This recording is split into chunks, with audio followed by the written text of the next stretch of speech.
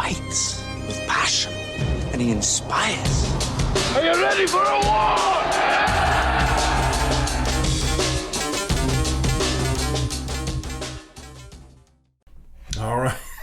All right. Welcome back to From 8 Arbitration, Wednesday night edition. I keep coughing. I've started this episode 20 times. I keep coughing, but hopefully I'm on the other side of this cold I've got. It's been whipping my ass, man. Not like my man that was messaging me. This cold is really whipping my ass, and so I'm glad y'all enjoyed that. I had a lot of people reach out about that. We had fun, didn't we? So got my man Tyler Vasseur on tonight, and make sure you pay attention, okay? I believe everybody should have a seat at the table. I've said BFN from the very beginning should have a seat at the table. All options should be available. All options should be on the table, whatever it is. You may agree with it, disagree with it. We always need to have that discussion. And when we take over, we will have those discussions. Will they work out? No idea. But we have to have an open discussion, okay? So don't just turn off the episode when my man starts talking. Listen, okay? We need to listen more. But he's going to talk about some resolutions that his branch has passed and others have passed. We get in some good discussion about things. I think you're really going to enjoy it. I love his passion for the city letter carrier, his belief, his passion for his beliefs and things. I will always respect that. Always. Whether I agree with it or not, I respect the shit out of that when you have that passion. Okay? So he's talking about resolutions. Anybody else that has any resolutions they want to talk about, send them to me or come on here and we'll talk about them. You get them out there, all right? I've heard of one resolution going around. Pretty odd. It's a pretty odd resolution. But what it is it's a movement of a small group of individuals that think that local branches, the members of that branch should no longer have a say in resolutions or motions or charges or appeals. All of those things should be handled on Facebook. And so that's a resolution. I know that there's one business agent that has gotten involved with that resolution. A president or past president or two have also got involved with that resolution that local branches, the members no longer have a say-so in the branch. And so that's kind of an odd resolution, but it's one that's out there. You'll see it a lot on Facebook, that Facebook should determine what the branches do. The members no longer have a voice. Okay, so if we have a resolution, Facebook will decide whether or not you're going to have the resolution, whether it's going to pass. If you have motions, Facebook's going to determine what your branch is going to do. And so that's an interesting little resolution that's come up, that Facebook will now control the members. Members no longer have a say-so. They no longer have a voice as far as votes, charges, appeals, motions, resolutions. So it's different. It's different, but it's out there. I know it's supported by one business agent anyway. He thinks that Facebook should determine what the branch does. And so, interesting. We'll see where that goes. I'm going to vent just a little bit because of things that people have sent me. They know how to get me charged up.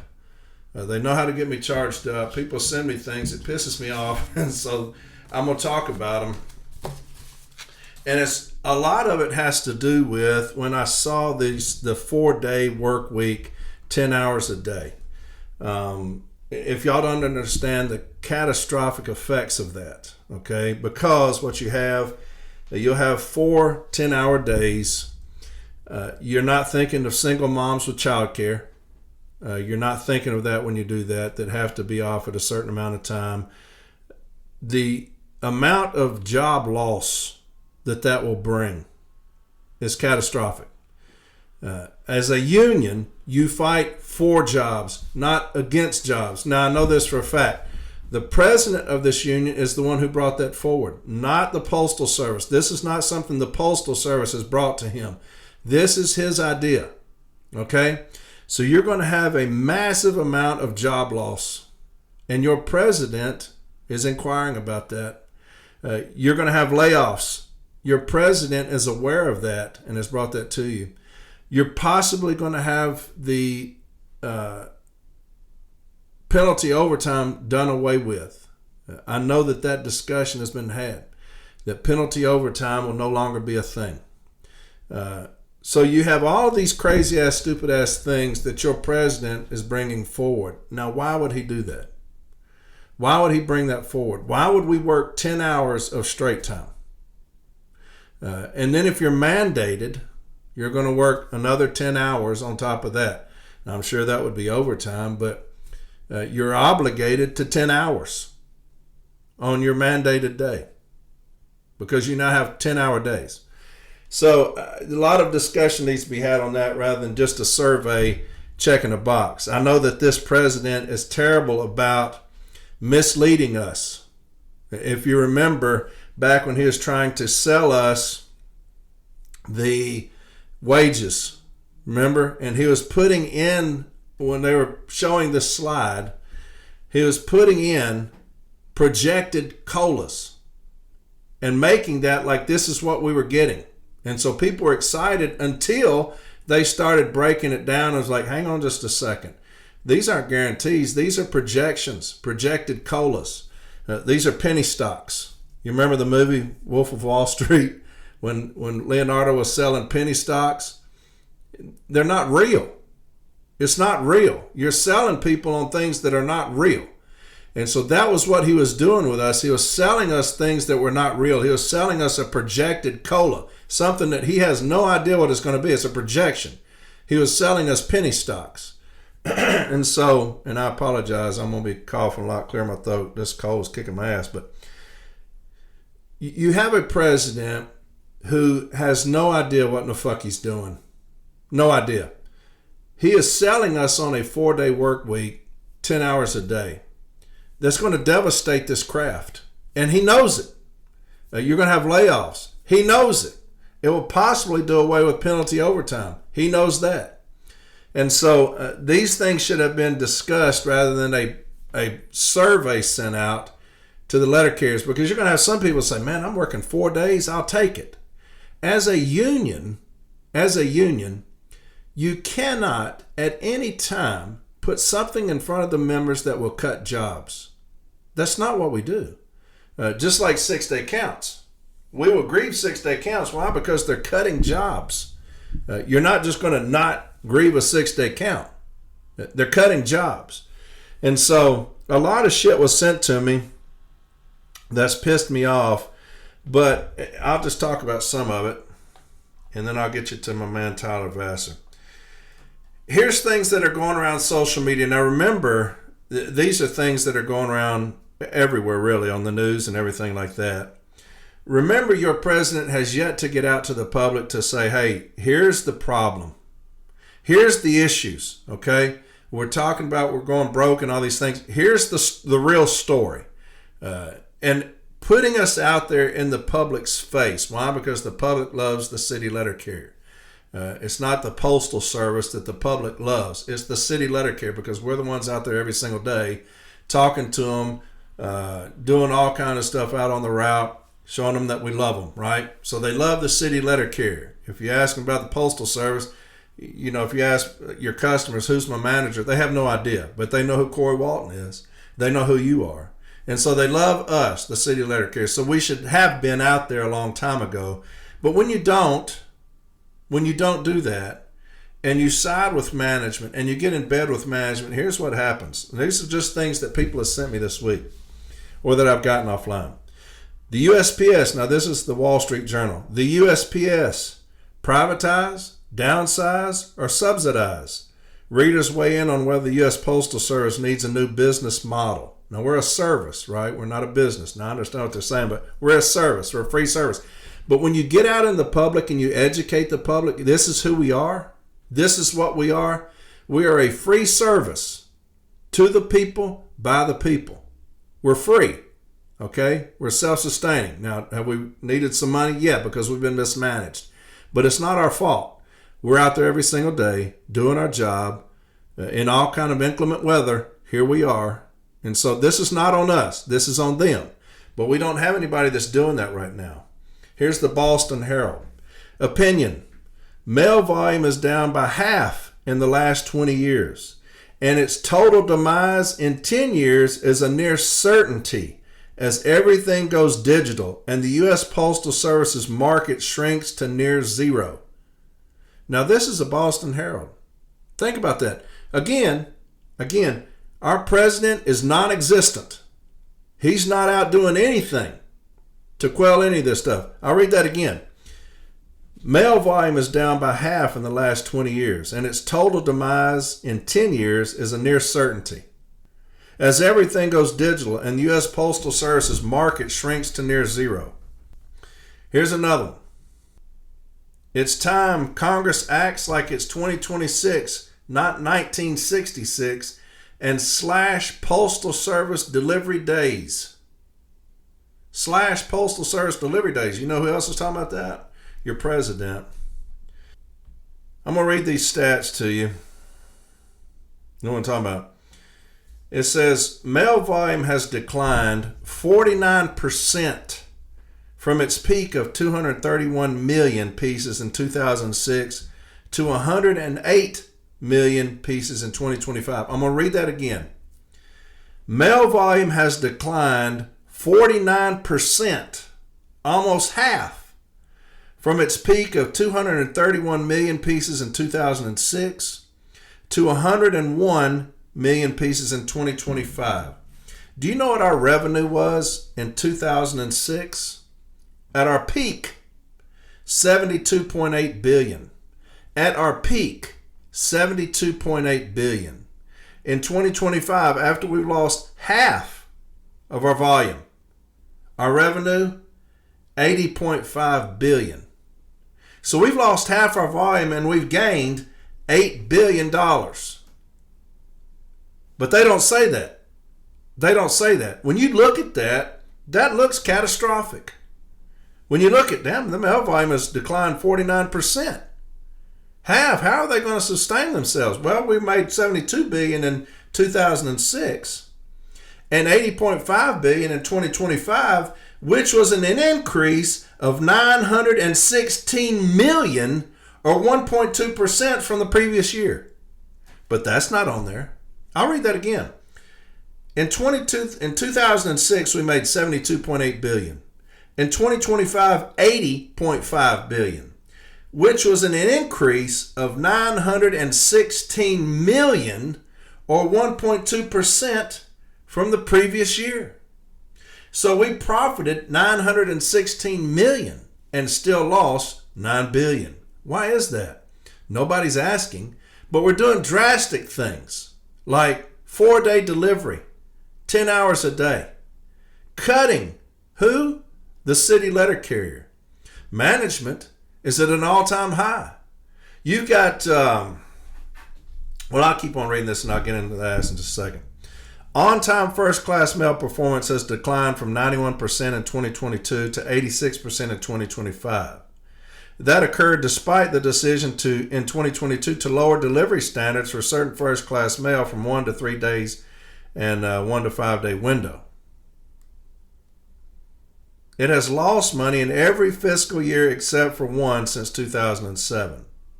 During that time, accumulated Postal Service losses are at $118 billion. Even in the fantasy world that Congress operates in, it is clear shackles such as delivery service mandates and not closing post offices while mandating the Postal Service to be self-sufficient is akin to attaching concrete ankle weights to someone and then tossing them into them open and telling them to swim. The Postal Service needs to be allowed to slash home delivery from 6 days a week to 2 or 3. And they should be allowed to shutter post offices in favor of kiosk-style operations. I'm going to read that again. The Postal Service needs to be allowed to slash home delivery from 6 days a week to 2 or 3. And that's just part of the shit that people have sent me. Think about that, what's going on with people reading that, and there's no response. You've got management right now, okay? You've got them still receiving. Now, here's the double standard. We're broke, right? Now, the ones who are getting the brunt of that are us. because we're living at poverty wages, okay? We can't even get a full cola, and they are kicking the shit out of us all the time. But management still receives their bonuses. Still receive their bonuses. They still have job fairs. There's record non-compliance. Now, we've addressed this before, but I'm just going to go through a list. Record of non-compliance, not recognized by anybody. There's no recognition of it. Nothing out there talking about non-compliance. $1 billion in non-compliance. You got management, used to be 1 per every 20 carries. It's now 1 per every 7. Not addressed. You've got intentionally destroying our service by not delivering the mail, not delivering packages, falsifying package scans, not delivering full routes. Post offices not even opening because of a lack of staff up front by the clerks. And the union not challenging the first damn thing. Not challenging the Postmaster General. Not getting in the public. Not educating people. I'm going to read this OIG report to you. Okay? Now, the Board of Governors for the Postal Service, there are employees of the USPS, okay? They're funded by the USPS, the Board of Governors. Here's this OIG report somebody sent me. In 2025, the governor's salaries were $169,750. They get paid $30,000 a year. Their salaries were $169,750. Do you know what the total cost expense of them was? $931,829. Now they're paid $169,000. Their total expenses $931,829. Now you're going to tell me we're broke? You're going to tell me you can't pay me? You've got bonuses still going on, job fairs still going on. You've got record number of management going on. You've got governor salaries at $169,000 and total expenses of $931,000. And you're going to tell me that we're broke? You're going to sell it to the public we're broke? We're supposed to cut delivery because we're broke? Listen to this. We reviewed a sample of 110 of 294 board expenditures, totaling $693,225 out of $717,612. When we assessed 50 travel expenditures, we found 2 trips where governors were reimbursed for 3 room rates that range from approximately, room rates now, $600 to $900 per night. And we're broke. We may not have enough cash to last till February. And you got Board of Governors spending $600 to $900 per night. Somebody didn't tell them motherfuckers we're broke. Somebody forgot to tell the Board of Governors we're fucking broke. In these instances, the per night room rate ranged from 117% to 358% over the General Services Administration rate. That means they don't give a fuck. 358% over what they're allotted. Additionally, we identified 7 catered breakfasts out of 21 meeting expenses for meals ranging between $900 and $1,200, where there were only 7 attendees per event. $900 and $1,200, where there were only 7 attendees per event. And we're broke. And you know who's getting the foot in the ass for it? The city letter carrier. And your president, non-existent. Matter of fact, he said, hey, you know, y'all talking about cutting management. If you cut 15% of management, it wouldn't matter. That's what your president said. If you cut 15% of management, it wouldn't matter. How about this, motherfucker? Start somewhere. Start somewhere. And say, hey, look, we've been saying this forever. Do the first damn thing before you come to us. They've sold my fucking president so much on going broke. He's talking about going to a 4-day work week, working 10 fucking hours at straight time rate. That's how much they've sold this. He's doing their job for them. He's doing their fucking job. They didn't even come to us with that shit. He went to them. He came to us. I'm sick and tired of my president being a management bitch. I'm sick and tired of it. All the fucking time. Social media is rampant, tearing us down. Rampant. I read some of that to you that people had sent me. Talking about cutting delivery to 2 to 3 days. Your president coming to us with a proposition of 4 days. Who's going to fight for us? Who's going to fight for the city letter carrier? Now, we rose the fuck up on this motherfucker on the last TA, and we'll rise up against this motherfucker in this next election. But who's going to help us? Who is with us right now in this fight? We at Light Blue has chosen to protect ourselves. I see that they have finally come out with some new education stuff. And education is fantastic. Look, I'm all for it. The more education, the better, right? This is what was on the other day, May 19th. NALC launches Learning Management System. NALC is excited to announce the launch of a new online learning management system designed to deliver training to union representatives and members across the country. Now, these motherfuckers have been gatekeeping for how long? How long have they been gatekeeping? And anybody who can't try to come out and educate, like from 8 Arbitration or anybody else, has been blackballed. Why? Because they want to control the education. James Henry, when he asked me to be the EVP, you know what the first thing he told me was? You're going to educate the workroom floor. Not just the shop stewards or Formal A's or DRT or arbitration advocates. The workroom floor. What have we always said? An educated workforce is a devastating thing. James Henry said, you're going to educate the workroom floor. This is a couple of years ago when he asked me, you're going to educate the workroom floor. I want my carriers educated. All of them. Okay?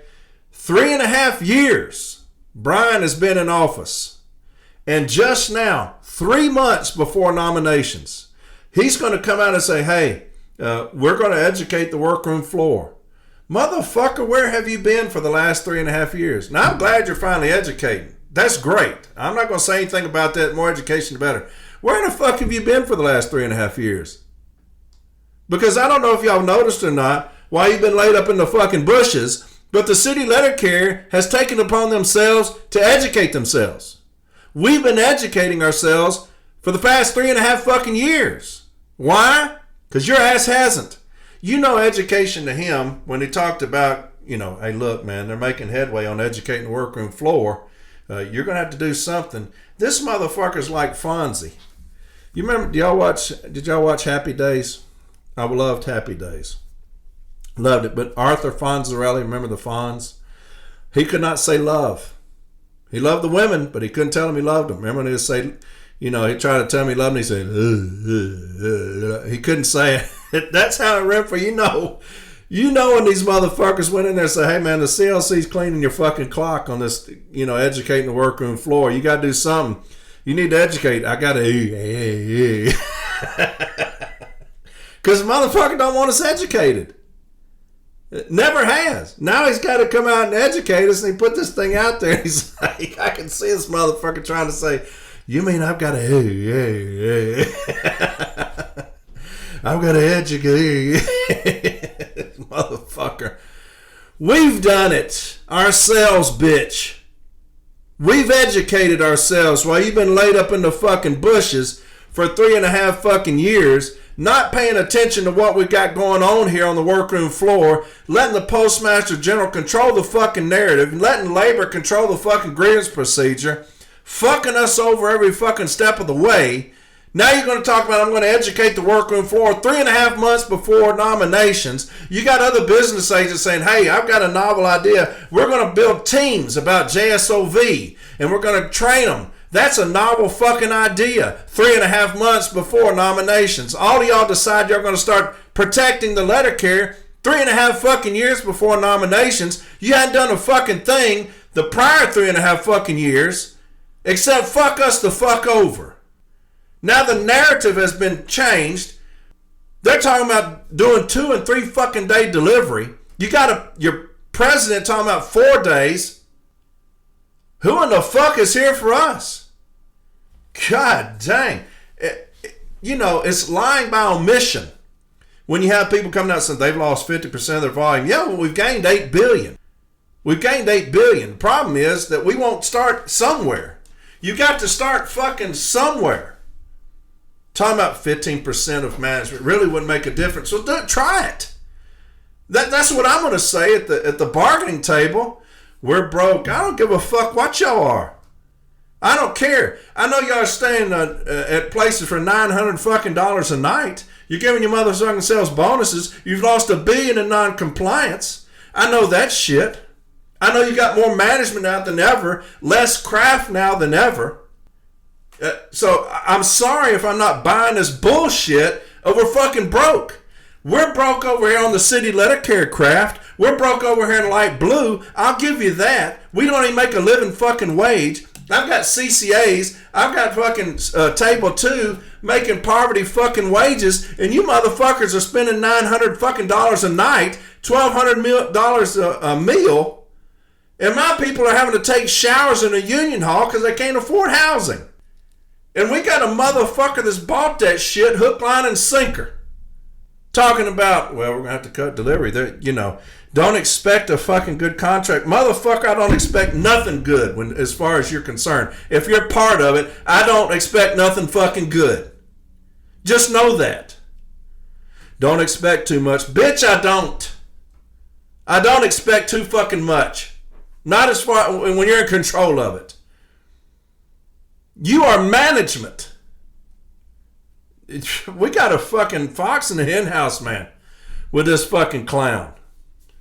It'll devastate us if that 4-day shit goes forward. He pushes that through. It'll devastate the craft. Devastate us. You got to fight. You got to fight these motherfuckers every fucking step of the way. Motherfucker says we're broke. I'm gonna put a fucking thing down. You've lost $1 billion fucking dollars.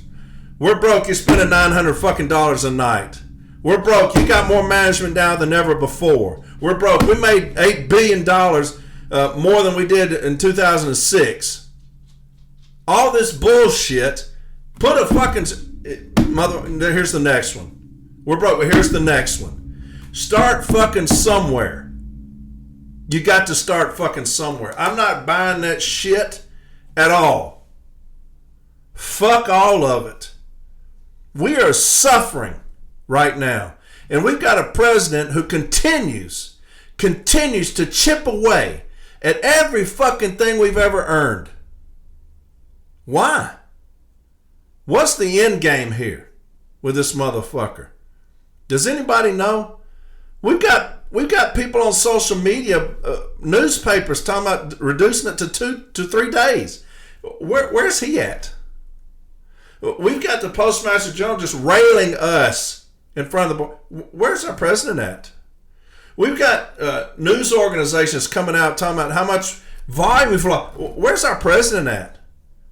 Where's our savior? Where's our captain? Motherfuck. Can we make it to fucking August? Can we make it to fucking election? We get this motherfucker out there so that we can change the fucking narrative? So that we can get out there and say, hey, hold the fuck up. Hold the fuck up on all of this. That shit y'all been hearing is bullshit. They've not done the first fucking thing to cut costs on themselves. And they're going to come at us. These motherfuckers are sleeping in $900 a night hotel rooms crying we're broke. Lost $1 billion fucking dollars because they're too fucking stupid to abide by the fucking contract. And who's at fault? We are. You got business agents telling people, hey, you got business agents actively telling people, do not talk about those losses, those non-compliance losses to anybody because it will make us look bad. That happened. It will make us look bad. So don't talk about it. You've got Renfro telling people, y'all going to do these rallies, don't talk negatively about the Postal Service in these rallies. What the fuck is happening here? This is a union. This is a fucking union. I'm going to bash everybody. You know why? Because the only people that matter are the ones out there doing the fucking work. Light blue. That's the only ones that fucking matter. You're going to talk about don't tell people about the fucking losses? Baby, I'm going to make a sign on that. I'm going to have a billboard on that. Y'all talking about going broke? You lost $1 billion because the motherfuckers are too stupid to abide by the contract. And you know what? And the training that they had to learn how to abide by the contract, 90% of them didn't take it. They don't care. The only thing they care about is fucking us over. We need a champion. We need a fucking captain. My captain right now more than ever before. We need somebody in there with fucking integrity. That's what we need. Somebody with fucking integrity that has had experience fighting these motherfuckers. We're coming. We're fucking coming. I assure you that. These shit right here would just be a chapter we look back on as the most worthless, despicable chapter in the history of the NALC is under this leadership we have now. This president. Fucking shameful, man. But y'all know how to get me riled up. They send me shit and I'm like, motherfucker. Motherfucker. Hey, Corey, look at this. You're talking about, steak, eating steak and we're getting the scraps. We get the fucking scraps, man. We get the fucking scraps. I told y'all when we was talking about soup line, we want steak. And they forced us in the soup line. Your president forced us to stay in the soup line so they could eat steak. Wait till you hear about this motherfucker's expenditures. That's coming. Wait till you hear about that shit. You're going to shit your fucking pants when you hear about that. This motherfucker's expenditures. Talking about going to keep us in the fucking soup line. The shit he's doing. Fuck. Motherfuckers on the other side talking about, hey, we're not going to give y'all full cola. Y'all make enough. Y'all make enough. That soup, we'll give you some salt to season it up. But y'all going to stay in the fucking soup line because we got motherfuckers that need to stay in a $900 a night room eating $1,200 fucking dollar meals. The double standard has been killing us for a while, right? We've got falsification of clock rings. We can't even get a cease and desist. We'd be terminated. We had falsification of clock rings down in New Orleans. Couldn't even get a cease and desist on that. Told them that they would have to go do training. Motherfuckers were intentionally falsifying clock rings, right? I talked about my friend that the postmaster stole her purse, took it home, rifled through it, threw all of her shit away, lied to the OIG, got caught lying, theft. We pre-arbed it, couldn't even get a cease and desist on that. I could go on for 4 fucking hours on this shit here. I'm so fucking sick and tired of Light Blue catching a fucking brunt of every fucking thing. How long have I been saying we've been abandoned by both sides? How long have I been saying that? We've been abandoned by both sides. Fuck, I started this motherfucker to educate those small branches so that they could say, hey, I can't afford to go to training. We have something now where I can listen to it and we can get educated. Others have come out with education. Carriers have come out with education.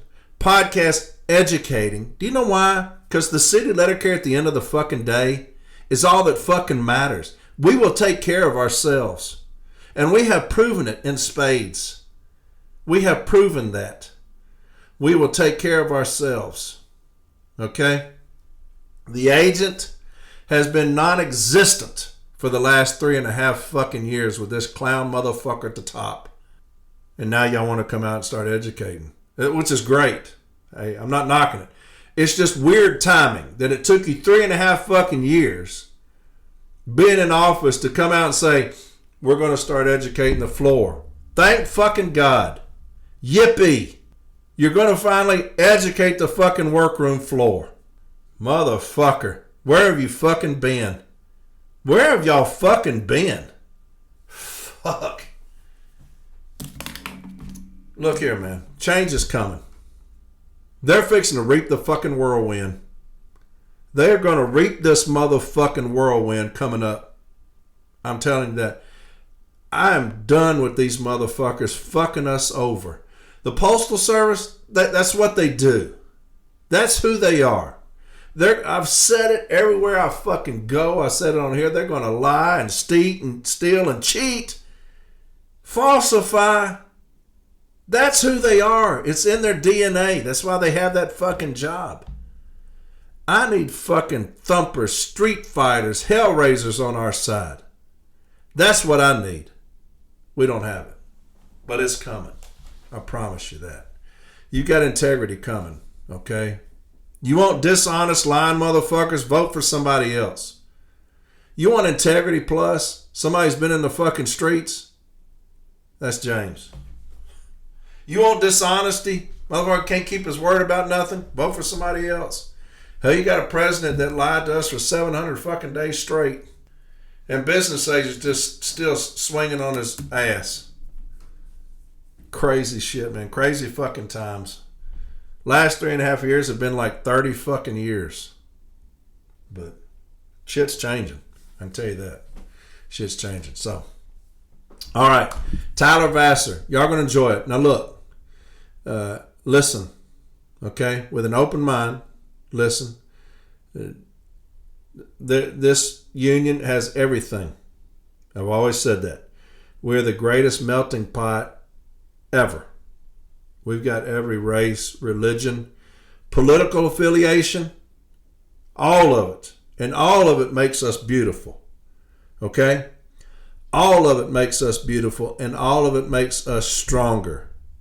You don't believe with somebody's opinion or resolution? That's fine. We're going to have a discussion about it. All right? You don't believe in, say, a right to strike? That's fine. We need a discussion about it. Everybody needs a discussion, okay? And so listen with an open mind. Smart young man. Smart young man. Militant group, which I love. I love that. We need it. We need accountability and militancy.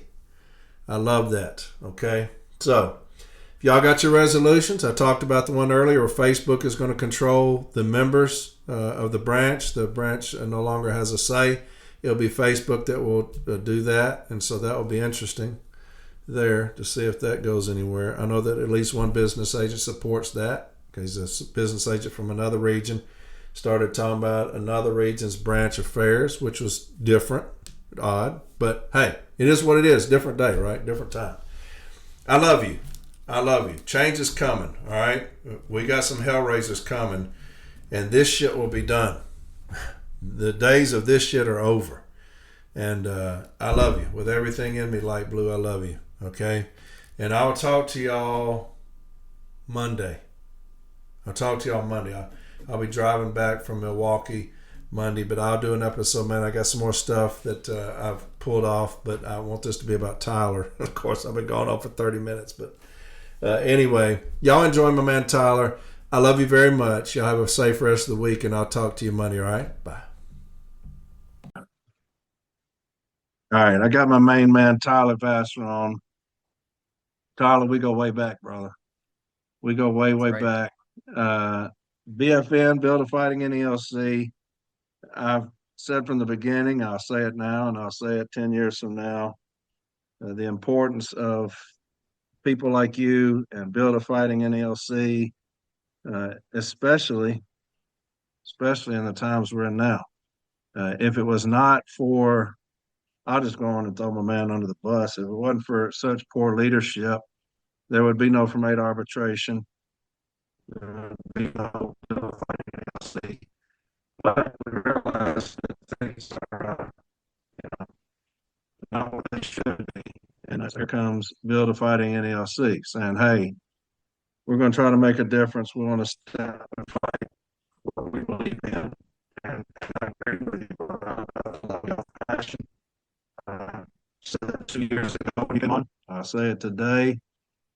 I've always said that y'all need a seat at the table because everybody deserves that discussion. And whether you believe in what we're going to talk about or not, the discussion needs to be had because we're in dire straits right now.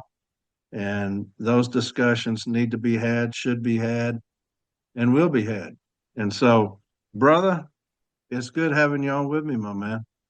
Thank you, Corey. Thanks for having me. And I'll just add to that. And I'll say that if it wasn't for the thousands, really, of rank and file members of NELC in Branch 9 and in branches across the country who want to get organized to fight for a better union, to build a fighting union, then there would be no BFN. It's not just individuals here and there. It's really rank and filers across this country who want to get organized, who voted no in record numbers on that last contract, who want to get organized to elect a new Yeah. leadership And so that's really the basis for any reform movement within our union. And I'm glad to see that that does exist.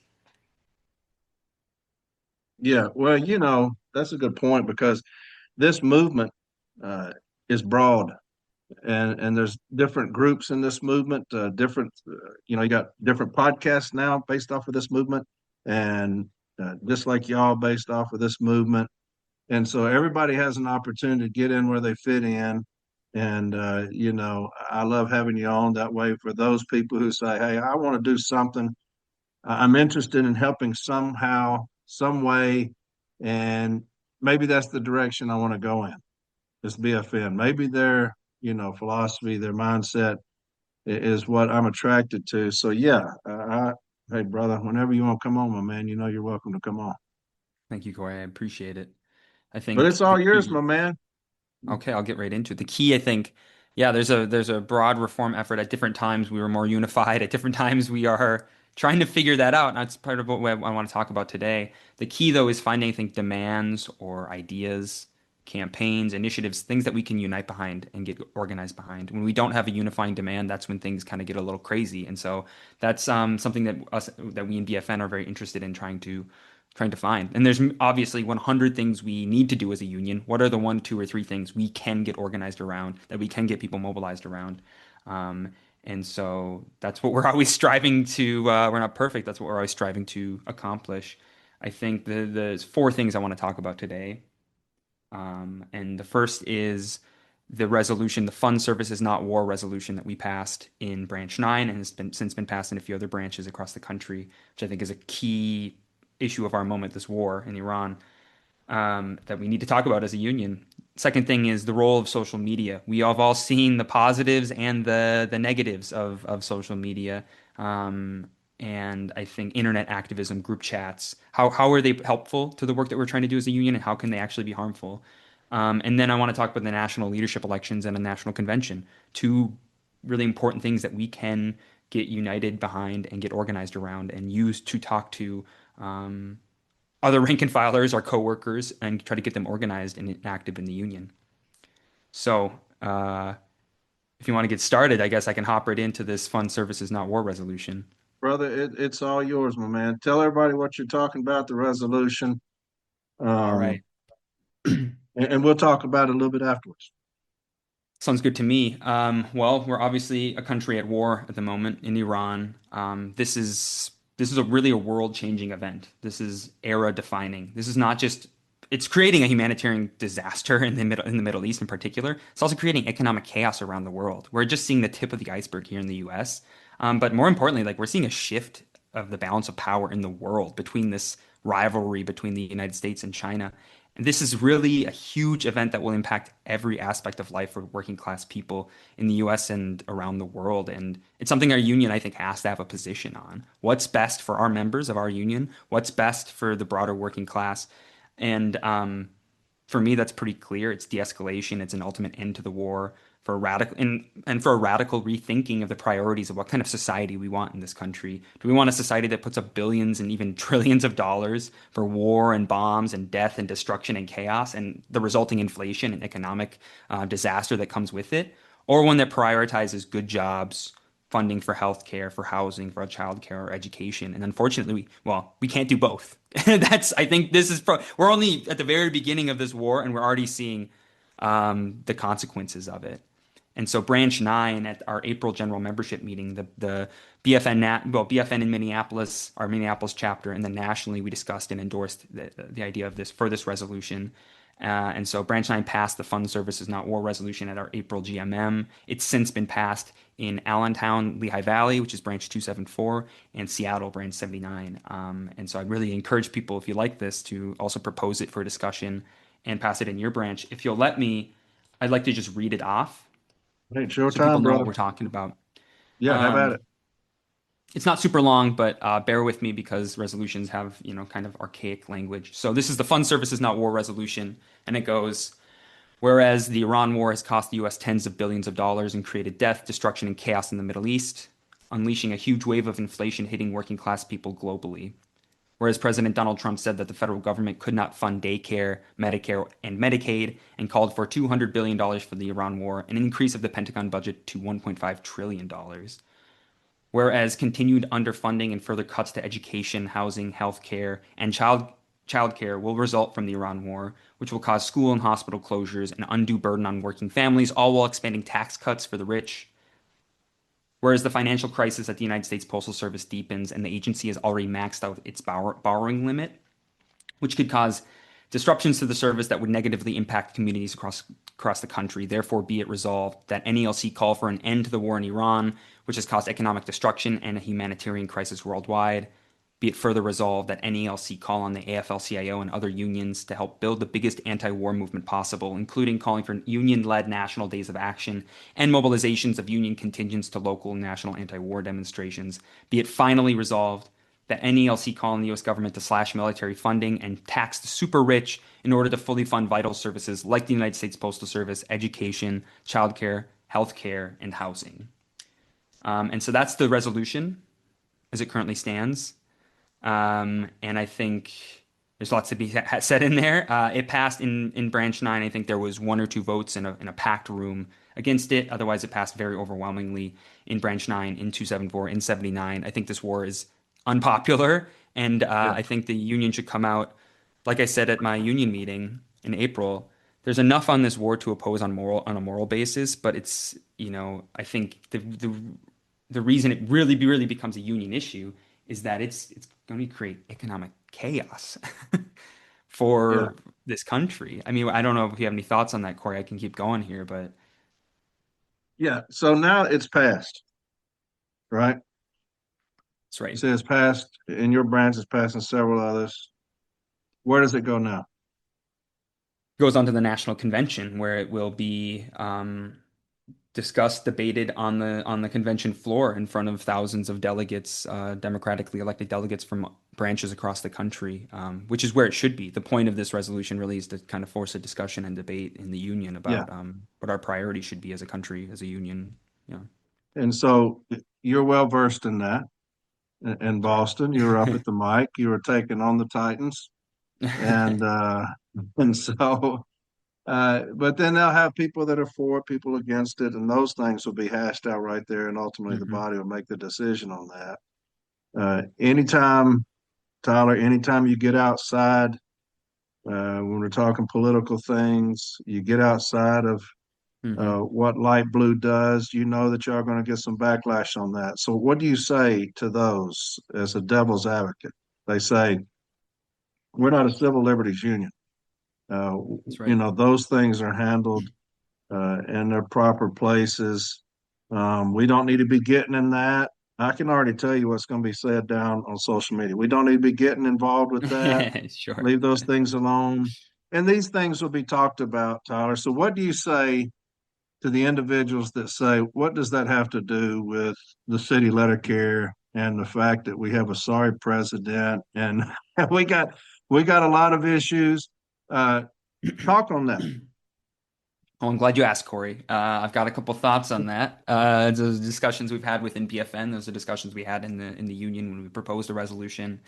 Um, why is this a union issue? That's something we always hear when we ruffle some feathers when we try to bring in these broader societal questions into the union. Before I get Hey, into and that, though, there's nothing wrong with ruffling feathers, oh yeah, I Tyler. agree. I mean, listen, listen, somebody with experience. There's nothing wrong with rustling feathers, and so ruffling feathers. But We've been anyway, go ahead. I'm doing sorry. that for a couple years, and I'm looking to make a career Yeah, out of it as well. yeah. So I'm sorry for not for the interrupting you. thin Go ahead. skin. No, what impact, before I get into why is this a union issue, I think I want to start with like what impact will this have on the US economy? We're just, like I said, seeing the tip of the iceberg. We're seeing gas prices have doubled since the start of, on average, since the start of this war. It's only been a few months. Inflation is back on the table. We're just seeing the beginning. Inflation's back on the table. At the same time, we're seeing cuts for funding for schools and hospitals. Minneapolis Public Schools has, I don't know, I think it's close to $10 million budget deficit. Hennepin County Medical Center, Minneapolis is in Hennepin County. It's one of the most important hospitals, not just for Minneapolis, but the entire region. Is the Medicaid funding is being cut for it. It's on risk of closing down. I mean, that it's not only very important for medical care for an entire, region, but it's also hundreds, if not thousands, of jobs that would be lost with that. School, this is not just Minneapolis. I just know the examples from my city. School districts across the country are facing budget deficits, and they're cutting hundreds of jobs here, closing a school there. The impact on USPS is also will be tremendous. Every time the gas prices go up, that's what millions of dollars that USPS has to pay out, and we're already in a budget deficit. And on top of that, now USPS, and they say it's temporary, but if inflation and gas prices stay high for a long time, it won't be that temporary. They're implementing an 8% fuel surcharge on packages, which will impact our customers, which could mean less business or just more undue burden on our customers.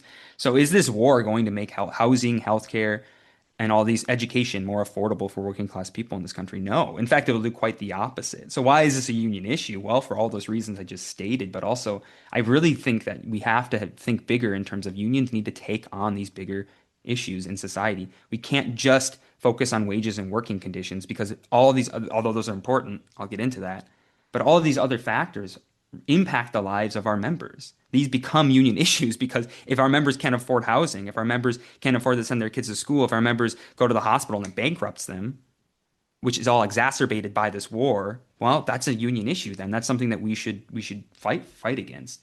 There were times when the labor movement was at the forefront of fights for justice in this country, and when I was thinking through, I mean, there's innumerable examples. When I was thinking through, just off the top of my head, a couple of books that I've read recently. I love history. I'm always reading about the history of the labor movement. The packing house workers in Chicago were at the forefront of the fight against segregation during the civil rights movement. Clothing workers unions in New York City were at the forefront in the fight for affordable housing, for rent control in New York City in the 30s and 40s. And that was absolutely crucial. Packing house workers had a huge percentage of their membership were black workers who were then forced to live in segregated communities. And the black and white workers got together and said, no, this is not right. We work together. We deserve to be able to live together, and everyone deserves access to the same, quality housing and lives. And the same thing for garment workers in New York. Rebuilding a fighting labor movement, I think, means fighting for bread and butter issues, of course. But it also means these broader issues that impact working class people. And also, if we want to show what's the union percentage in the United States is like around 10%. And the vast majority of that is public sector workers. If we want to show the vast majority of workers at Walmart, at Amazon, at FedEx, at all these non-union workplaces, that it's better in a union, as the AFL-CIO says, which I agree. If we want to show them it's better in a union, we have to fight for better wages and show them we can make life better at the workplace. We can also make life better in general. And so, one last thing on this is now the problem is that we have a national leadership in the NELC and many national unions that has not done an effective job of organizing for the bread and butter issues, for higher wages and better working conditions. And so some people might think, oh my God, we can't even do that. Why would we also take on these other bigger fights? I think we need to do both. And in fact, these two fights are connected. And by getting members organized around these broader issues, we can get them active in the union around the bread and butter issues, and I think vice versa as well. That's how we build solidarity. It's a process that's interlinked. All right. So I may have missed it, but what are you wanting? What would be an acceptable outcome as far as this resolution? Uh, Hitting the streets, the president speaking out about it on Capitol Hill, or what would you look for if you say, okay, y'all are going to win this thing? What does that look like? Yeah, I think the main one of the main parts of it is not just obviously kind of morally coming out against the war. I think that's one thing that's great, but that's not enough. The bigger thing is it calls on the AFL-CIO and the national NELC to be a part of any anti-war movement. We haven't seen one break out yet. I think the war has not.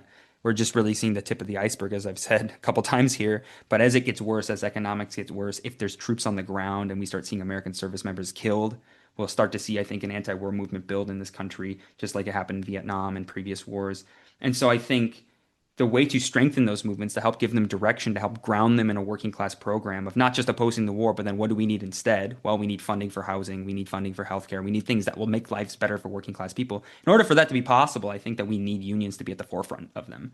And so it calls on the AFL-CIO, the National Union Federation that NELC and many other unions are a part of, to be at the forefront of this movement and to help give it direction. And so to me, that would be a big win. And that's really a starting point. Now, where it goes from there, I think this resolution doesn't really address, but there's real question marks over, workers make the world run. We can also shut it down. And so that's a broader question. That's not what this resolution addresses, but that's really the big thing. Yeah, I got you. Okay. Are you ready for this fight, brother? I'm ready for it. Ready as You I'll ready? ever be, I suppose. Okay. Well, we're gonna see you. We're gonna see you in LA. We sure I'm gonna will. see you at we're gonna see you at the mic again, right? We will, and I'm hoping that we're getting organized to get other people prepared and up to the mic as well to show that this is not just one or two people that are pushing for this, but has a breadth of support and people across the Yeah. country from all walks of life want an end to this war Well, and want a reprioritization of what what this country funds and sees as important. right. Well, regardless if people believe in it, don't believe in it, support it, don't support it, you're showing what it's all about, brother. I'm proud of you. Appreciate You stepped into the fray, and I know it's more than you. I know it's a lot of people. That pisses you off when I say that. You sit back and put your hands over your head. it. It's okay. But you reached out to me early on, Mhm. and had you on. And so, like I said, if people say, "Hey, I don't want no part of it," still have to respect the shit out of you because you're saying, "Hey, this is what I truly believe in, and I'm ready to fight for it." Kind of what your name is, and I believe everybody should have that passion and that fight that you have. If they did, we would be a much better union. And so I respect the shit out of you and those part of the BFN. Like I said, Appreciate it, Corey. you're going to have your detractors. You're going to have those that say, I want nothing to do with it. And y'all understand that. Hmm. You understand where you're at.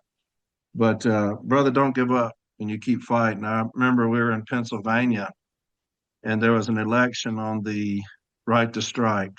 And uh, it went down. And so the young man that came up there and represented that came up to me afterwards, and I said, "Hey, if you've got that passion for it, if that's something you believe in, you cannot get discouraged. You have got to fight, and that's basically where we're going with the NLC. When we take over, Hmm. that fight is what we have to get back. And every discussion needs to be had. People are saying we don't need to talk about that. That's not what a union does. Every discussion needs to be had, and the body will determine whether or not that goes forward or not. So, but yeah, I what agree. we got now, man?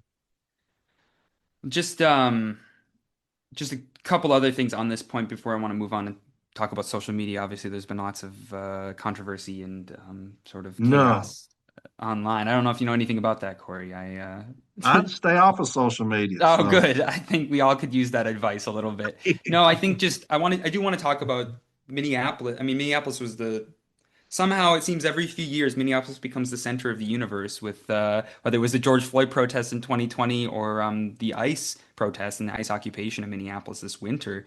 And we played a role in that. I'm sure some people, speaking of social media, I'm sure some people saw the demonstrations we did against that when ICE was using our parking lots at Powderhorn and Lake Street stations and two very active BFN members and leaders locally from those stations said we got to do something about this, and we organized ice off postal property rallies, And some people might say, well, they have every right to be there. Well, we have every right to protest them being here as well. And what we wanted to say was, why is this bigger issue important to letter carriers? Why is this a union issue?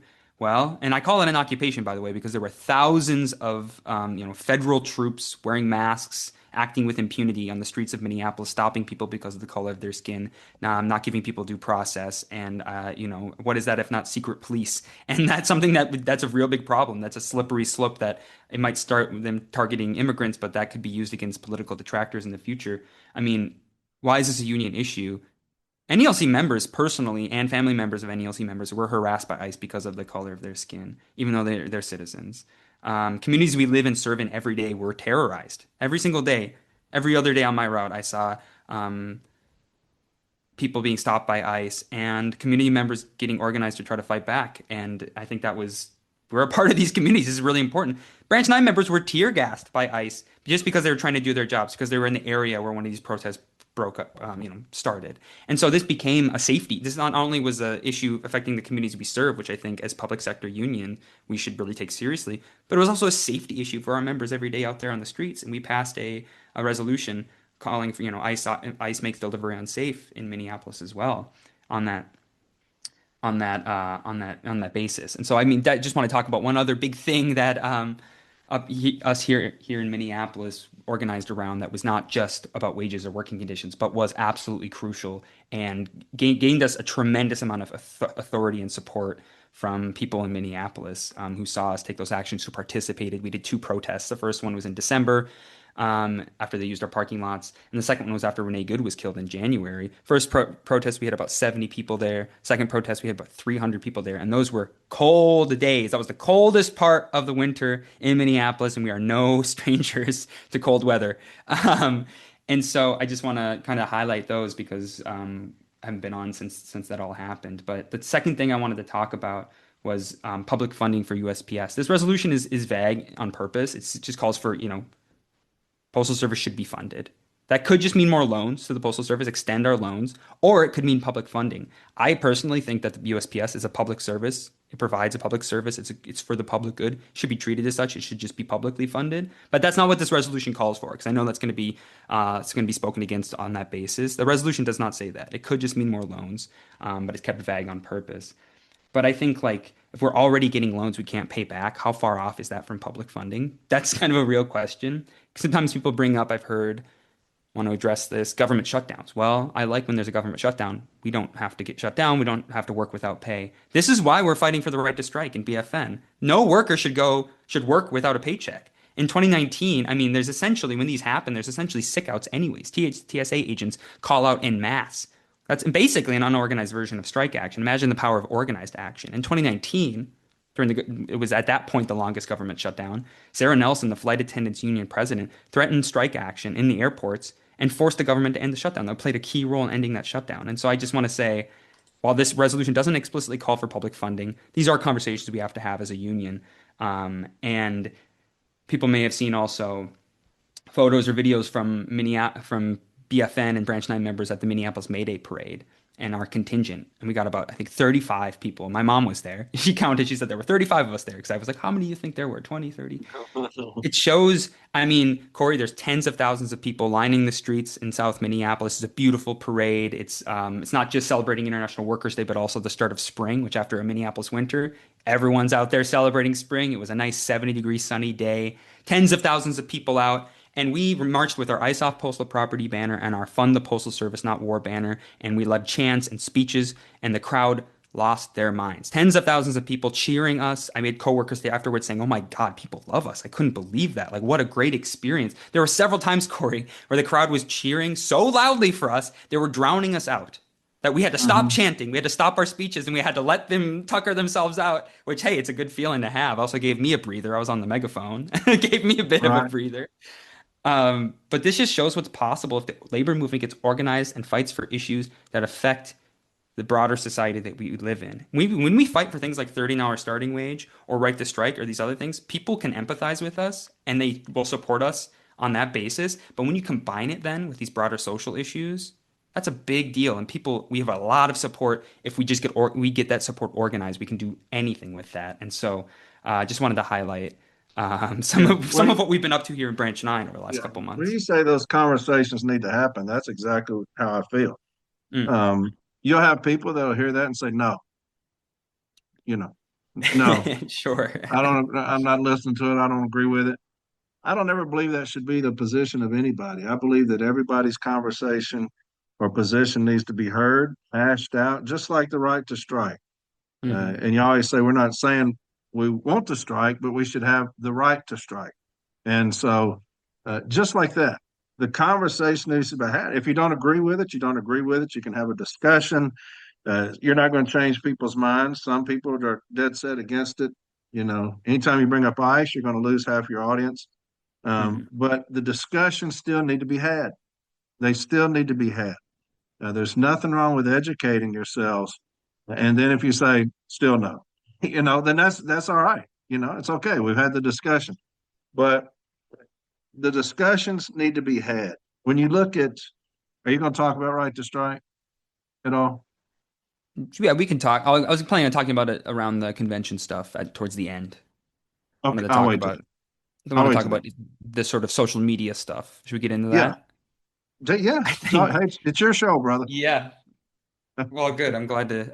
I mean, social media, everyone has had positive and negative experiences on social media, right? And I think social media has absolutely a role to play. I mean, it's if you think about it, the internet is and social media can be a really incredible tool in terms of getting information out in ways that you probably never could have imagined 30, 40, 50 years ago. But I think there's limits to how social media, how effective it can be. And I think that we need to think about think about that role. Social media, I think at best should be thought of as an auxiliary to in-person activity that we do as a union. The in-person activity that we do on the shop floor, at the general membership meetings, at rallies, at demonstrations. I mean, even things like the food drive, which is a really incredible thing that our union does. Um, Social media can be a really good job at amplifying things that we have, discussions, debates, actions that we take in person.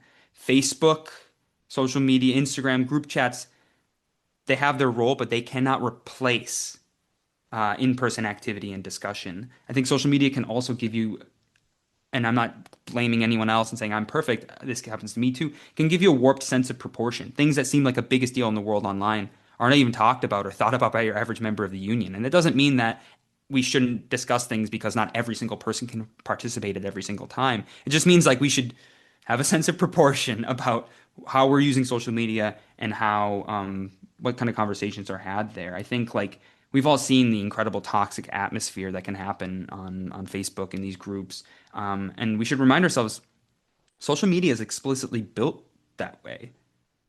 These social media companies, Facebook, Meta, Instagram, that runs Facebook and Instagram, these are the biggest and most powerful corporations in our country. They have an incentive to increase engagement, and the easiest way to do that is by pushing the most controversial things to the top. An algorithm is specifically designed to trigger and upset you so that you engage, so that they get more ad revenue, so they make more money. Social media companies don't have an incentive to have their platforms be a place where differences can be overcome, where solidarity can be built. That would mean less engagement and less money for them. And so that's something just kind of keep in mind when we're thinking about like how do we use social media and like how it can be helpful for our union or how it can hurt building the solidarity we need to build a stronger union. And the example I think of, Corey, is like how often have you seen something totally innocent, a local restaurant opening up, some local news station talking about, oh, a new bike lane opened up or a new restaurant opened up, and the comments somehow have turned into a microcosm of the culture wars of our country. They're toxic and insane. It's just like, oh my God, like that's just like one example of how something that not even explicitly political or um, something like an internal union issue can still be incredibly toxic. And so we need to build solidarity, like I said, in order to build a stronger, more fighting union. We won't be able to do that with social media alone. It can be an auxiliary. And I think, I think like the toxic social media debates, some actually quite important, ones that we should be having, some I think frivolous and quite silly, would not be happening the same way if they were happening in person in most cases. I mean, we've all been to contentious union meetings. We've had our fair share in Branch 9 over the years.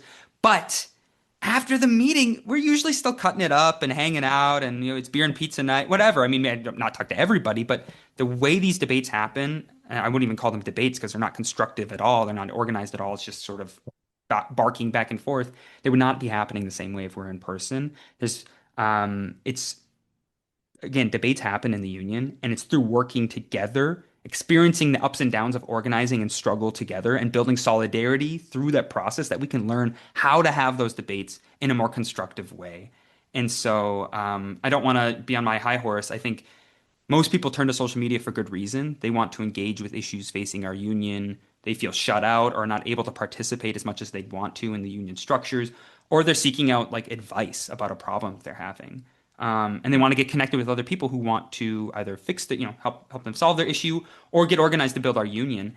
And that's a really good place to start. But what it turns into can just be a monster, a Frankenstein's monster of sorts. The success of From Aid Arbitration, for example, and all these other postal podcasts is in part because of social media. And so it's not all bad, but there are limits to what can be done just online.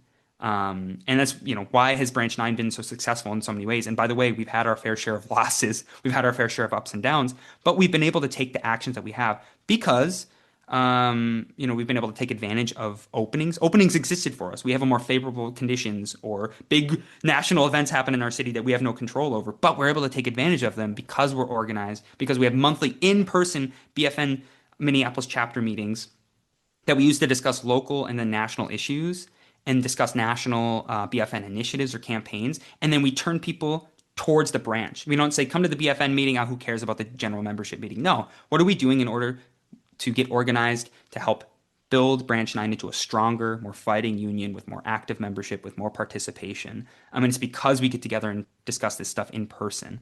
And of course, we do Zoom meetings every once in a while. The coldest day of the year, we moved our meeting to Zoom. But we try to really encourage building those relationships in person, and then turning back towards the union structures. I think that's the important thing. We can't replace in-person activity and discussions with social media. We also can't replace our union with social media alone. I think we need to use it as a tool, not a replacement. Yeah. Well, the thing I love about James is that, when we have our Zoom meetings with everybody, the CLC, obviously, you're going to have groups, they're going to constantly attack the CLC, whatever. James says, don't engage it. Whatever they say, don't engage it. Just let them have their say. And I'm the opposite because I like to I like to get in there and mix it up. It's fun to me, as crazy as that sounds. But when you're talking about, those things look for that. They want those replies. They want that consistent, keep on going. I'll have people tag me 20 times a day, Oof. trying to get me involved in something. And sometimes I get bored and I'll get into it. But I agree with you. It's an extremely toxic thing. It gives some people a sense of purpose. They're not probably listened to in their station or at home, and so they can get into a world of Facebook and get some sense of purpose. And so they're like, hey, this is where I'm gonna make my hay at. My name is on social media. But yeah, I agree with you, brother. It gets quite contentious on there sometimes, but there's a lot of hatred and a lot of division and stuff like that, and so that will spill over obviously into social media, Facebook, Discord, Reddit. Discord and Reddit, you got aliases. You're anonymous, and so they feel more emboldened on those things because they Yeah. don't have to put their name out there.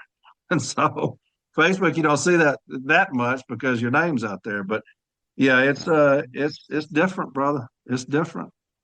These are just processes, I think, that we're really at the very beginning. I mean, starting really 2023, 2024, when you started your podcast and gave kind of people a sense of like, oh, there's a national, there's something happening here on a national level. There's enough people, hundreds, thousands of union members who want something different for our union. And that was really we're really only a few years into a process of really rebuilding a tradition in our union of like, what does constructive debate and discussion look like? What does constructive activity look like? How do we have debates? How do we get people active in the union? How do we, especially when people are working so much, it's easier to turn to social media or these sorts of things. And so I don't want to. I think vast majority of people who turn to this stuff are coming from a good place, but I think this is a real discussion we need to have about what role social media has, what role group chats have. Group chats are can be very powerful organizing tools because you can discuss things and get information out at a moment's notice. But how many times have you been in a group chat of a dozen people or 20 people and there's two or three people doing all the talking and they've spent, several hours sending dozens and dozens and dozens of messages, and you come back to the group chat and oh my God, there's 87 unread messages. Well, okay, that's automatically going to mean that isn't actually more democratic. I think democratic is More democratic is having structured meetings with discussions and debates and votes, and then taking action on those, and then coming back together as a union or as a BFN chapter or as whatever the CLC, and saying, okay, what worked, what didn't, and yeah, and that's the best way to get people to participate in as much of a level playing field as possible. And so, again, social media absolutely has a role. It's very powerful to be able to get information out to thousands and thousands of people at a moment's notice. But as we've all seen, these social media companies and these algorithms exist in order to not to help us create solidarity, but in order to just farm engagement, which more times than not is quite negative. So I think there's more to be said about that. I think we'll learn more about that, of how to use this as a union and as members of our union as we go forward. But I wanted to raise that because it's been kind of crazy online recently, and I've definitely don't engage personally. I take James's side on that thing for the most part. I don't engage with that. I would rather spend my time reading a book or cooking or something. I don't know. I got you, brother. All right, let's get to number three. National leadership elections. I don't know if you know anything about these elections that are coming up. You thought about them I've at been all? re I've been reading about it on social media. Sounds kind of interesting. Oh, good. Okay. I think we all want a stronger union. There's lots and lots of rank and filers who want to reform our union. How we get there, what program, what demands, what structures are needed in order to do so is a question. It's one that needs to be struggled over, needs to be discussed, needs to be debated, needs to be talked about, needs to be fought out over, needs to be implemented. We need to, test things out. I think we should all strive to make discussions and debates about the issues themselves, not just about the personalities. I know that's not a shot at anyone. That's just I've fallen into that trap before myself. It's really important that we make them about the issues. It's easier to do this when we have a common goal, we have a common target, even a common enemy. Sometimes you do got to name the enemy. Open bargaining and vote no are really good examples of this when everyone's unified behind one thing. Yeah, there's differences of opinion of how to best fight for open bargaining or how to best fight for a stronger contract or how, to do X, Y, and Z. But it's within the framework of a common target and a common goal. And so I think we have a real opportunity with the national leadership elections this fall to get people organized around a common goal and a plan of action. The reform movement needs unity. We can't afford to splinter into 1,000 pieces. We need unity. What this looks like exactly is a real question mark. I think one thing that's been really exciting to see is that the candidates, whether it's CLC or CARIF, are doing meetups. I think that's really good. I think that you have an opportunity to turn those spaces to actually turn them into organizing spaces, to build groups on the ground that can campaign for the election. But then also, it's one thing to get elected. You got to fight for your ideas once you get elected. And so I think that CLC, for example, could use these opportunities where you're getting 50, 60, 70, 80 people in a room, or 20 or 30, whatever. You're getting members of unions across the country together in a room to say, okay, now what does it look like to build a campaign apparatus to mobilize your coworkers to vote? And then once we take leadership, or how do we stay organized to fight for the program that we got elected on? And I think changing the leadership at the top is one step, but it won't fix everything. We need a fighting militant leadership, absolutely, willing to take on the bosses. We also need an educated, activated, organized rank and file. And last thing I'll say on this is I know this is easier said than done, but I think that I speak for a lot of people when I say in BFN and just general rank and filers who want reform, who want change in the union, and feel a sort of toss up between CLC and CARIF. And I think that we would all benefit from some sort of unity slate, some sort of unity ticket. I don't know what that would look like. That's a conversation that needs to be had within, the broader reform movement. But I think it's one that we need to have. And I think we would all benefit from a unified slate, a unified ticket to take on the current leadership, which I think has a poor approach and a lack of a fight, and isn't the current leadership is not the leadership we need in order to handle all the challenges that we have as a union and that the membership faces. And so, just wanted to put that out there. Easier said than done, but it's I know lots of people have raised that with me, and I just wanted to say this here. Right. Gar, I don't want to get you in trouble. I just, I I appreciate the can't. space to be able to raise that. I'm 56, brother. I don't get in trouble. So, Can always but get in trouble. Tyler, I've been here at the Postal Service for 34 years. The single greatest example of what you're talking about is the vote no movement.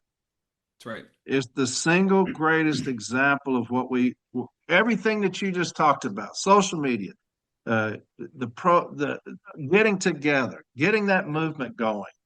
It's the single greatest example in my 34 years. Obviously, I wasn't here during the strike, and that would be the Mm-hmm. ultimate. That's numero uno. But that vote no movement, because honest to God, when they were counting the ballots, you had Barner saying that they felt like they would win, but it would be close. That's how out of touch they were with us on the ground, with light blue, the workroom floor. We'll win. It'll be close. And you look at the ass whipping that they got on that, and that shows you the power of us. I've always talked about the power of light blue, the power of us organizing, getting the word out, everything that went on with it. How many Zooms were you and I on talking about vote no? You had James out there, you had Mm-hmm. others out there talking about vote no, the importance of standing together. Now, unfortunately, you had a president who didn't listen to us and shoved it down our throats anyway. Mm-hmm. But that's the greatest example that you will ever see, probably ever, is that against the TA. It became a tidal wave, a Mm-hmm. monster in itself, and you had get shot down by 70 something percent. That's Because right. I'm like, I'm thinking, I think we can win this thing. And to see how overwhelmingly the carriers stood up and said, we're tired of this shit, you know, we're going to stand up for ourselves. If the union's not going to stand up for us, Mm-hmm. we'll do it ourselves. And it was a beautiful example of that. Exactly. I think, well, that's a really good example of how social media was used effectively, but it was an auxiliary to in-person activity. People took they came, we had 700 people on our BFN Vote No campaign launch meeting where CLC and others spoke as well. CLC had a meeting, I think 500 people. It was, a week later. We jumped on it first. I think that's why we got a couple hundred more. But then people took that and we had vote no recommendation resolutions. And then people took this to the branches. They took this to the shop floor. They took vote no group photos in the parking lots and on the shop floor in uniform and used what information they got from social media to then bring it into person and get their coworkers organized on the ground and then share that information on social media to help build it. That's a really good example follow up to our last point we talked about. What we're also dealing with though, I think, is the hangover of vote no followed by the betrayal of binding arbitration. I think we're dealing with this long hangover that's lasted years, where this was only the second no vote in the union's history. There were more no votes than total votes in the previous tentative agreement. To then Yeah. turn around and force through roughly the same contract we just rejected, I think is a total betrayal of the interests of the NELC membership. And this had a negative impact on the consciousness of rank and file members. Many people asking, well, what's the point? We spent all this work voting this down. What's the point? This is why BFN is fighting for the right to strike. I don't think we should have binding arbitration when it comes to contracts. I think we should always have a vote on what the terms of our contract is, period. And I think we should also be able to take strike action to be able to force the hand of the company and the bosses. And so that's a little point there, but kind of getting into the convention stuff next, which is kind of the last little point I had on here. I don't know if you had any thoughts on that, Corey. Let's talk on that. But going back to the vote no, the Mm. power of the city letter carrier. Mm-hmm. Because here's what the city letter carrier overcame. You overcame the president. You overcame a majority of the national officers, of the resident officers. You overcame a majority of the MBAs, a lot of the local presidents, RAAs and RGAs out there beating the drums for the TA.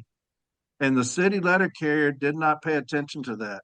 They stood together and it will show you that's kind of a microcosm of what's going to happen in this next election. There'll be more votes cast in this next election than in the history of the NELC.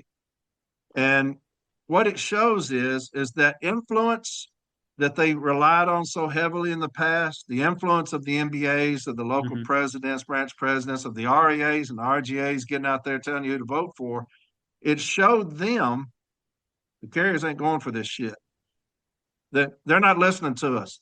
The carrier, I've said this a million times, Tyler, the carrier has stood up and nobody knows what to do with us. Nobody has an idea what to do with us because we finally stood up for ourselves. Mm. And that was the perfect example is we did not listen to those that normally dictate all these things as far as resident officers, the president, like I said, the MBAs and branch presidents and stuff. Most of them, there's a lot that were saying, "Hey, we're not for this shit." I know James was out there and right in front of Renfro and Barner with a sign saying "Vote No," as they're Hmm. looking down on him, and others. And so, but yeah, that's the perfect example. You're talking about uh, the right to strike, and that's another hot topic. That's another thing where people are like, no, that's going to be a constant fight. Yeah. But I said when we win, and we will, and we get in there, that conversation needs to happen. That y'all deserve a seat at the table. Whether that thing ever takes flight, you still deserve a seat at the table. I think you're in the best position ever, Tyler, right now. And here's what I'm gonna say. And you can talk on it if you want to, but I'll talk on it and be done with it. When you talk about interest arbitration, it separates us from those that strike. Have that those just walk the fuck out. They don't have that. They don't have that avenue. We have interest arbitration, and where did it get us with this last TA? You're saying, hey, we have stood up, however many thousands stood up and said no, we don't want it. And what benefit did interest arbitration give us when you have a president who said, fuck the will of the people? And that's what he said. I Hmm. mean, that's when he did that, what he did with that stipulated award, that's what he said. Now, you talk about a no layoff clause, okay? You talk about we don't have the right to strike. There is no layoff clause, no layoff clause. You got 4-day delivery being proposed, 10 hours a day, and just 10 hours of straight time, 4 days a week. There's going to be a massive reduction in the workforce. Hmm. There will be layoffs. Mark my word. I'm 100% telling you that's going to happen. If that, and Renfro's the one who proposed that. This isn't something labor came to him with. This is something he has done. He has brought this forward for us. And I'm going to talk about this before you come on. I'm going to have a little something, and I'm going to go the fuck off on it. But this is something that the president of this union has proposed to us and sent this out. 4-day work week, 10 hours a day. There will be layoffs. I'm Hmm. telling you 100% certainty that's going to happen. You will see a reduction in the workforce. The union should never, ever propose anything to reduce our workforce. We are here to fight for every single body, you Okay. know. And so look at that, Tyler. You got interest arbitration, did us no good. That separates. Now you're going to have massive reduction in force layoffs. So we've lost the two things that we've given up to strike. Hmm. Interest arbitration, no layoff. We're fixing to have the first one, the interest arbitration, they fucked us over. Now you're going to have massive layoffs, reduction in force. These things were done by your president. Hmm. These are done by your president. Where do we go? Where does the city letter carrier go? Who do we turn to? What do we do? Because we Hmm. have interest arbitration, which is to keep us, just like auto workers and all them. We can have interest arbitration. We don't strike, and we don't get laid off and shit like that. We got our own president making the case for you on the need to strike. You said it better than I could, Corey. I think this is I mean, talking about vote no again, that showed the power of rank and filers when we get organized behind a common goal. Oh yeah, This yeah. is this is our union. We just need to be organized to fight for the interests of the majority of members because it's easy to just get caught up in daily life and life gets busy, kids, family, health issues, whatever. And it's easy for, even if union leadership isn't trying necessarily, now when they're actively opposed to our interests, that's a problem. But even when they're not trying, it's easy for the union to sort of drift away from fighting for what's in the best interest of the vast majority of members. So when we get organized and actually assert ourselves, Vote No is a great example of that. I think right to strike and strike action is something. I have faith in the organized power of working class people, in the organized power of NELC members. Now, that doesn't mean that we are organized tomorrow to go take strike action in some theoretical world. No, but how do we build that? That's the point of the right to strike resolution. Not because I have faith that Congress is going to just grant us the right to strike and on that basis automatically everyone would know what to do. No, but we do need to exhaust all the opportunities in front of us, demand that Congress repeal this undemocratic law, get the no strike clause taken out of our contract. And it's through debates and discussions about these issues that we can build the capacity to be able to take organized action. And that's the point of these kinds of conversations. It's the point of these podcasts. It's the point of going to union meetings and building that solidarity in the union. And so we have an opportunity with the National Convention to get connected in person and look towards the future. What kind of union do we need? What kind of union and what kind of leadership do we need to take on the challenges facing letter carriers? We're seeing a deterioration. I mean, we're seeing proposals for a deterioration of our living standards, but every day across the country, we see the deterioration and attacks on living standards, working conditions on the shop floor. With inflation going up, that's a pay cut. So we're taking a pay cut, even if it isn't, our hourly wage going down. With costs going up, if you're not getting a raise, that's, commensurate with that, you're taking a pay cut. On top of that, we're dealing with war, the inflation from it. Like I said, USPS in a financial crisis. We're seeing the growth of non-union employers like Amazon that are setting the standards of what a delivery worker should make, what conditions should be like, what kind of, all that sort of thing. And so this is our opportunity. This isn't our only opportunity, but this is, I think, the highest decision-making body of our union is the National Convention, delegates from across the country, thousands of delegates. And so we have a whole list. I really encourage people to go to fightingnelc.com and check out the endorsed resolutions that are being brought to the convention and that BFN has discussed and endorsed and said these are good for rank and filers. We want to support them and help fight for them at the convention.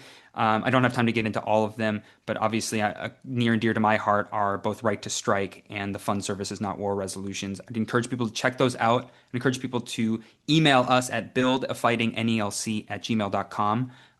If you're interested in proposing these, if you want to discuss it with somebody, talk through it, that sort of thing, really encourage people to reach out. But BFN will also be not just fighting on the convention floor, but we're going to be organizing a public meeting like we did last time at some point. I know CLC, CAREF, others will be doing events as well that we'll be participating in any way that we can. But I really encourage people, maybe right before the convention, Corey, I'd love to come on. Maybe someone else from BFN's leadership or coordinating committee come on and talk more explicitly about once we have the details of that stuff. You got a standing invitation, brother. You just message me, my man, and I'll fit you in I wherever. appreciate you. Always. Like I said, I love the passion. Look, the right to strike, the conversation and discussion need to be had. Mm-hmm. Whether people believe in it, whether they support it, like I said, you're going to hear people that we can't strike. I'm not going to talk about it. We don't need to be like that. We need to have those. That's a long discussion about what goes on in a strike because you're talking about paychecks not coming in. You're talking about long term, possibly long term, no money. We have no strike fund. Those are things that have to be talked about. When you tell the right to strike sounds good, let's go. Oh, by the way, about 2 months, you're not going to be paid. Those discussions need to be had, but they have to be had because you look at Table 2, you look at CCAs, so much promise to them. They live in poverty. You whip a man that's broke too long, you're going to see some action. There's only so much that a broke man can take. You whip him so much and so long, and he's going to show you exactly what you're worth. You're talking about a president right now who has fucked us over royally and continues to do so. It's because he's not one of us. And you finally, you see the picture. I don't know if you've ever seen that picture. There's all these people kneeling down, and you got the guy up there with the whip, and then the one person stands up. and then they Hmm. all stand up, that's going to happen because you cannot have such incompetence, such devastating incompetence that you have in this president right now who doesn't know his ass from a hole in the ground. He cannot figure out what in the fuck is going on with us. You got the TA fucked us over on that. So many things. I'm not going to get into that. Hell, we'd be all night. But you can only whip a broke man so much, my man, That's and right. they will stand the fuck up on you. And especially, you look at Table Two and CCA, all these promises to them.